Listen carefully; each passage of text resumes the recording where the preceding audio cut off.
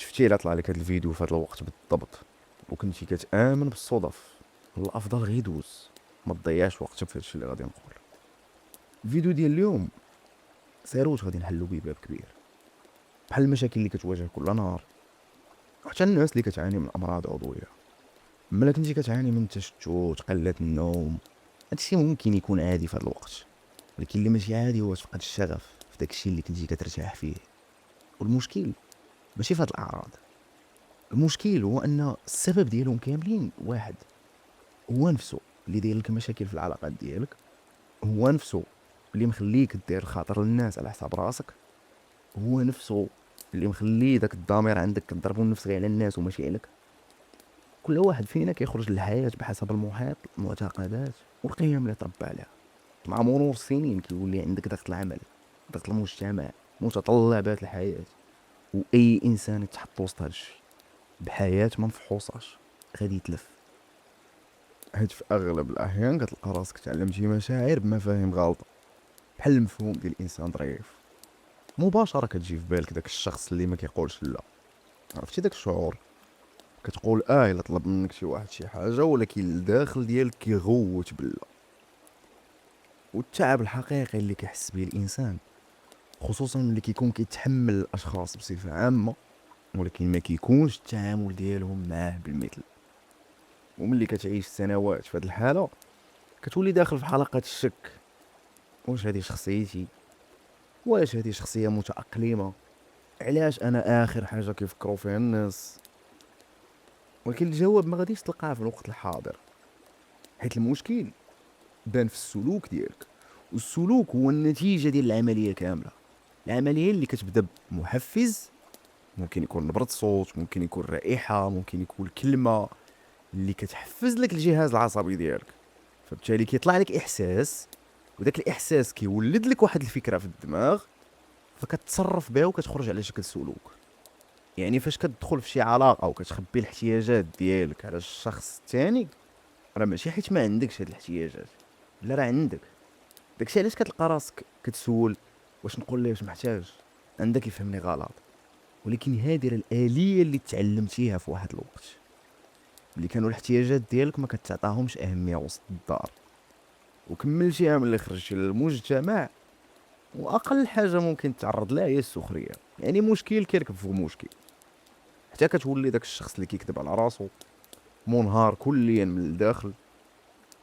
وملي كتوصل لهاد المرحله كتولي بز منك كتبدا ترضي الناس، ماشي حيت انت ظريف، ولكن حيت واحد الجزء منك الداخل تعلم ان الحب خصو يضرب عليه تماره باش توصل ليه. ولا مشينا للرفض الثاني، رفض الاخرين ليك هو الكوشمار اللي كتعيش بيه بعينيك محلولين. كتولي كتراقب الصوت، كتحلل ملامح الوجه، كتعتذر بلا قياس، كتخاف تكون ثقيل على شي واحد وخا في اقرب العلاقات ليك. وملي كتعيا من هادشي وكتبدا تبحث باش تفهم اش واقع فيك، كتبغي تعالج السلوك ديالك اللي هو اخر حاجه. يعني كتحاول تعالج المشكل ظاهريا وكتبقى هاز الهم. تما فين كتبدا تبني في ديك النسخه الحديديه منك، نسخه ما كتبكيش، نسخه ما كتطلبش، نسخه لا تنهار قدام اي واحد. ولكن ملي كتحط راسك في الوساده بالليل، الدماغ ما كيحبسش من التفكير. بغيتي تعالج المشكل ولكن ما عالجتيش لراسك، عالجتيه للناس. وهادشي هو اللي كيوصل لديك البرود في العلاقات او لديك العزله غير باش ترتاح، حيت هادي ماشي حقيقتك. الانسان فاش ما كيحسش بالامان، السلوك ديالو ما غاديش يكون تعبير على داكشي اللي كيحس، غادي يكون تحرك لشي بلاصه لتفادي داك الالم النفسي. ومع الوقت كتنسى هادشي كامل اللي وقع حيت كدوز فتره طويله، فبالتالي هادوك الافعال ديالك هي اللي كتحول وكتولي تسميها انت انا هكا داير. يعني الخلاصه اللي وصلنا لها دابا، الحل ديال المشكل ما كاينش في السلوك، ما كاينش على برا، كاين في داكشي اللي وقع فيك الداخل وما كيشوفوه حتى شي واحد. واغلب الناس كيعتقدوا ان الشخصيه ديالهم اختيارات واعيه غير حيت عاشوا بها فتره طويله وصافي. مثلا الصدمه ما كتغيرش لك غير افكارك، راه كتغير الطريقه اللي كيحس بها الجهاز العصبي ديالك بالعالم كامل. راه فاش كتاذى الجسد ديالك ما كيرجعش يقلب كيفاش غادي يعيش الحياه، راه كيولي كيقلب غير على كيفاش غيلقى الامان مره اخرى. الجهاز العصبي غير مصمم باش يعاونك كيفاش تلقى الهويه ديالك، كيسول غير كيفاش نحمي هذا الشخص باش ما يتآذاش مره اخرى. وملي ما كتكونش واعي بهاد الآلية الدفاعية النفسية، كيتشاهد عليك العقل اللاواعي ديالك والجسد ديالك باش يبنيو استراتيجية بقاء تلقائية. كيفاش؟ الا هادشي ان التعبير عن المشاعر حشومة عيب، كتكبر كتعلم الصمت. الا هادشي الرفض بطريقة زجرية ملي كنتي صغير، كتعلم ارضاء الناس. الا هادشي الحب المشروط، خصك تضرب شمارة او حب الغير مستقر، كتعلم الهروب ملي كيقرب لك شي واحد. وهاد الاستراتيجيات كانت نافعة في ديك الوقت، كانت كتحميك فعلا، خلاتك تتأقلم وعاوناتك باش تعيش وسط داك المحيط. ولكن مع الوقت الجهاز العصبي ديالك راه ما كيفرقش ما بين خطر حقيقي وذكريات قديمة. وهنا فين كيبدا السحر، كتبدا الصدمة تحول لهوية. حيت السلوك اللي كان غير حماية مؤقتة، بالتكرار ديالو مع الوقت ولا تلقائي.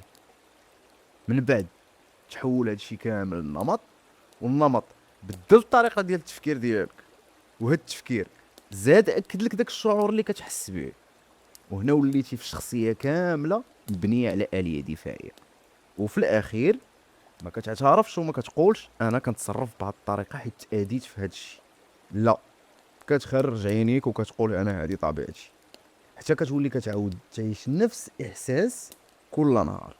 داكشي علاش كتلقى راسك كتفيق عيان وخا شبع الناس، حيت الجهاز العصبي ديالك ما كيطفاش، ديما حاضر. اولا ملي كتدخل العلاقات كتحس براسك تستنزف، حيت ما دخلتيش للعلاقه بهويتك الحقيقيه، داخل غير بالنسخه الدفاعيه ديالك.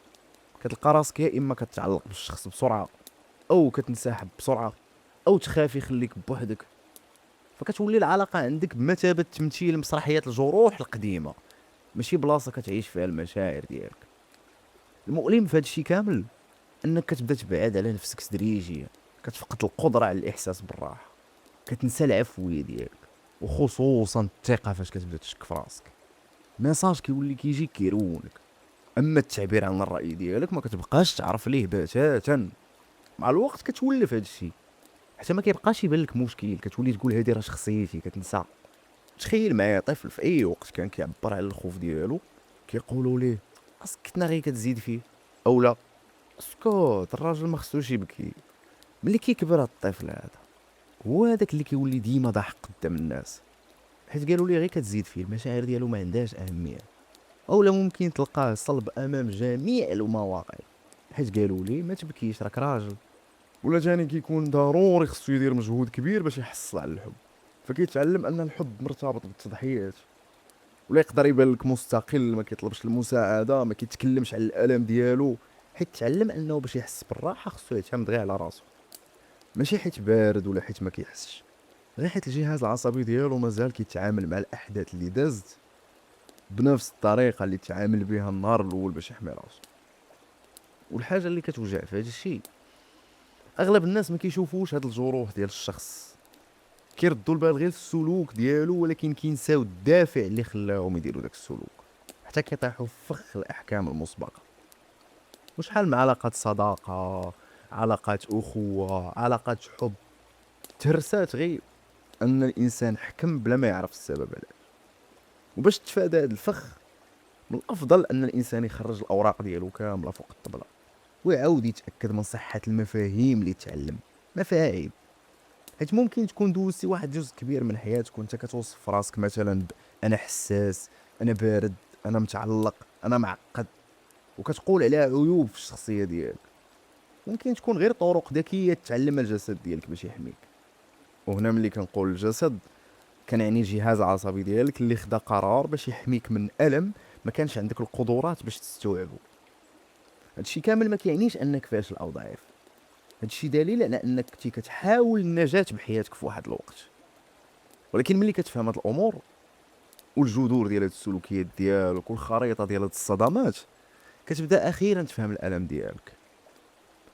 حيت المشكل ما عمرو كان في مالك كتعامل هكا، المشكل كان في شنو وقع ليك حتى وليتي هكا.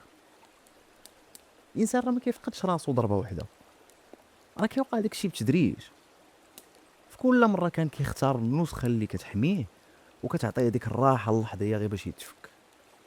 مع الوقت هاد التمثيليه كتولي مرهقه بزاف، ولكن ما كيقدرش يحبسها، حيت قيد نفسه بافكار ومعتقدات اللي كتخلي داك الانا ديالو ليغو كيوقف ضدو فاش كيبغي يحبس. وملي كدوز سنين على هاد الحالة هادي، العادي هو ان الحقيقة كتولي كتجيك غريبة. مثلا كيفاش يمكن الانسان يوصل لمرحلة الثقة وهو اول واحد خان الثقة ديالو هما والديه؟ كيفاش غادي يحس بالعفوية وهو تعود يسكتوه ملي كيجيو الضياف للدار؟ داكشي علاش اعادة بناء النفس ماشي غير افكار ايجابية، هي مواجهة منك انت لكل نسخة اضطريتي تبنيها باش تحمي راسك في واحد الوقت. واصعب لحظة غادي تقدر تواجهها في رحلة الشفاء ديالك ماشي ملي تتذكر لحظات الالم، ملي كتوعى ان واحد الجزء كبير من حياتك كان غير خوف في قناع اختيارات واعية. ولكن واحد الحاجة كتخليك ترتاح شوية قبل ما تبدا هاد الرحلة هادي، هو ان الانسان ما كيفقدش شخصيته الحقيقية كاملة، غير كيبعد عليها. وباش تقرب منها ما تحاولش تكون شخص جديد، حاول غير تبطأ من السرعة ديالك في الحياة باش تاخد وقتك وتعرف النسخة الحقيقية منك اللي كانت قبل ما تعلمها الحياة ان البقاء اهم من الحقيقة. وللذكر، الانسان كيتشافى ماشي حيت كيبني شخصية مثالية، حيت بدا كيحس بالامان وقدر ينزع الاقنعة اللي كان مجبر يلبسهم قدام المجتمع. إعادة بناء النفس ماشي حرب ضد ذاتك، ما تحاولش تمحي اي حاجة عرفتيها، بالعكس خصك تفهمها وتعرف كيفاش وعلاش كاينه فيك اصلا. وربما اول خطوه ممكن ديرها هو تبدل السؤال من كيفاش نغير شخصيتي لاشنو الحاجه اللي فيا ومازال كتعيش بحال راه مازال كاين الخطر وكتعاود. الانسان ما محتاجش ضروري شي حاجه جديده باش يكون مزيان. بعض المرات من الاحسن الانسان ينقص من امور غير زايده باش توضح ليه الصوره وباش يحس بداك الامان اللي كان كيقلب عليه حياته كامله. وفيقوا معنا، هبط التعليقات وخلي لي رايك ودير جيم واشتراك وفعل الجرس باش توصلك الحلقه الثانيه انت الاول. وهذه الرحله غادي تبدل الطريقه اللي كتشوف بها راسك. السلام عليكم.